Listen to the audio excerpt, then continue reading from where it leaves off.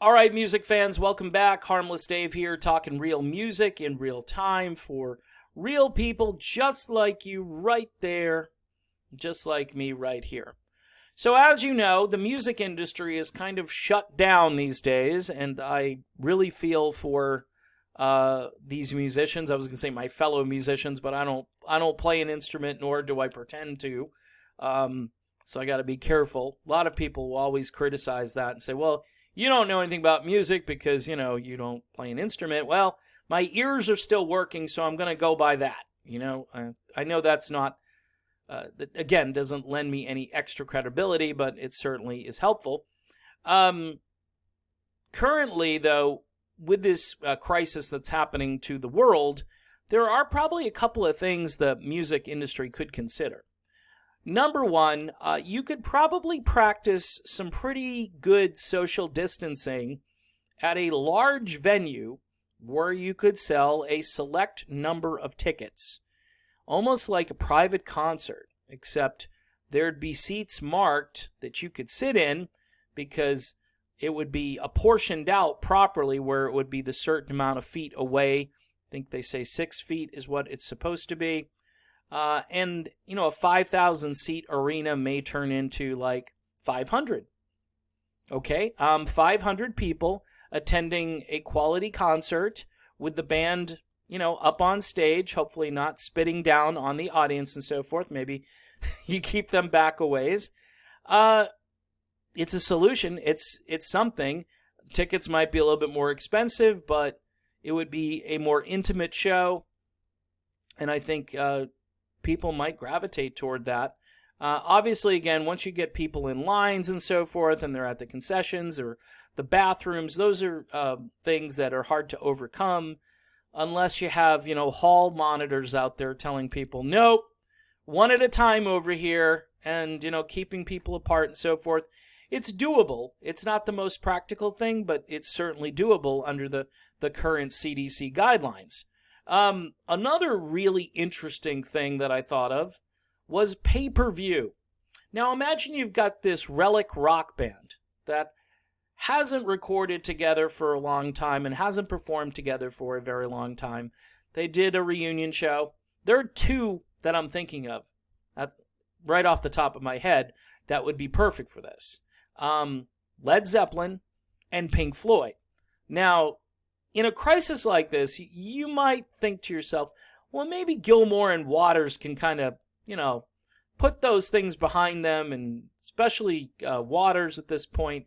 I'm sure he's really concerned about the pandemic, and he's concerned about all the things that are kind of associated with that. He's very politically active. Sometimes people don't like that. It's irritating. But imagine them getting on stage to do a benefit concert for both the people that are affected by this and maybe their favorite charity or whatever it is that they're supporting. And then, of course, the band can probably take a cut because they should, because they're not earning any money doing anything else other than still selling some of their old catalog. I think that would be a great idea to have those guys back together. Gilmour, Rogers, pay-per-view. What would you pay for that? Some people might pay a lot of money to see that. As long as the sound quality is in, stereo, high-quality stereo, maybe quadraphonic sound, something a little more 5.1 surround, whatever. And then, obviously, HD quality picture. The other band I'm thinking of is Led Zeppelin.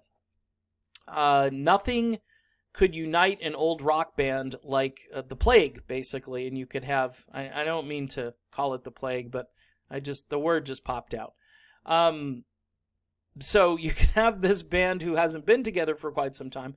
I know Robert Plant's really not on board with anything, but imagine if you just, hey, Robert, it's an opportunity. You can play everything acoustic, unplugged, drop everything down, whatever step you need. Of course, you got to have Jason Bonham there to play drums or bongos or a box or whatever he would be playing. And I think, again, fans would definitely spend some money to see this, which wasn't going to happen before. And that goes for anybody else who really hasn't been together for quite some time, or they had toured recently, but they thought that might be it. There might not be any more. Toto would be another example for Toto fans who basically didn't get to see the band, but would love to hear that band again, where all those guys have great instincts and they're just such great players.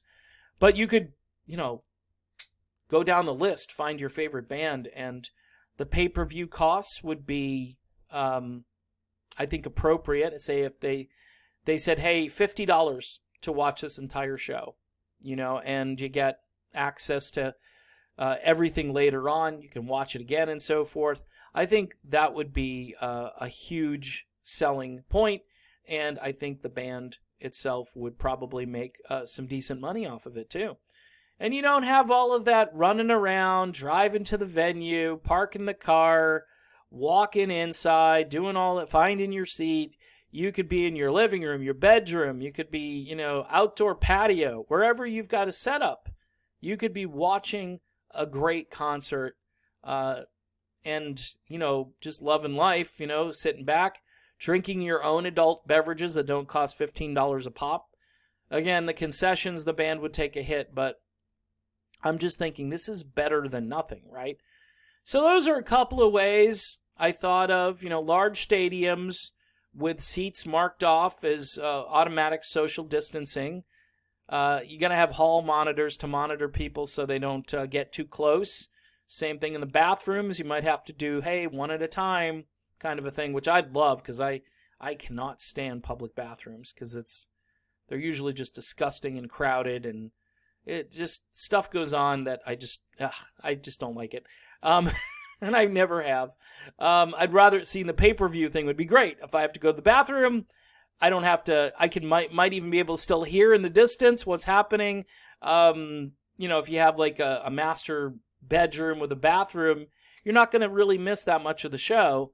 And again, it just would be something for these musicians who right now are kind of being left in the lurch. And you can lobby Congress for funding and so forth, but the Congress needs to get their act together and help the people, the workers first, and then worry about the corporations later. That's the way I see it.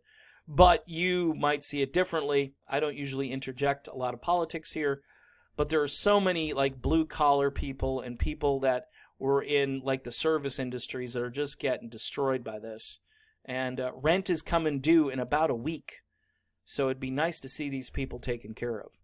So that's my perspective. This is how you might be able to overcome some of this loss in music. And man, imagine having a concert every night. I mean, you might not like every concert that's going to be featured. The free concerts are really nice, but they don't really help these bands. Keeps their chops up to speed and so forth. But I'd like to see some of these people getting paid. So that's my video. I'm sticking to it. Thanks for watching. Don't forget to subscribe to the channel.